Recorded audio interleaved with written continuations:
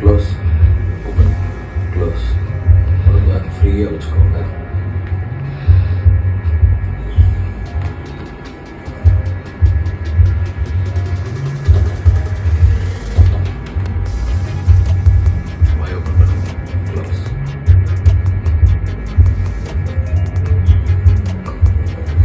இவரோட main problem வந்து என்னன்னாக்கா, மல்டிபிள் பெயின்ஸ் இருக்குது.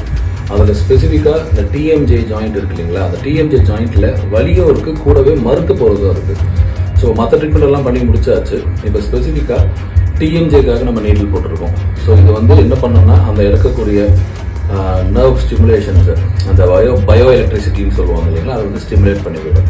இது மாதிரி நம்ம தொடர்ந்து பண்ணோம்னாக்க அந்த டிஎம்ஜேக்கு சுற்றி இருக்கக்கூடிய வலியும் ப்ளஸ் அதுக்கான மறுத்து போகிறதே நம்ம வந்து கம்மி பண்ணலாம்.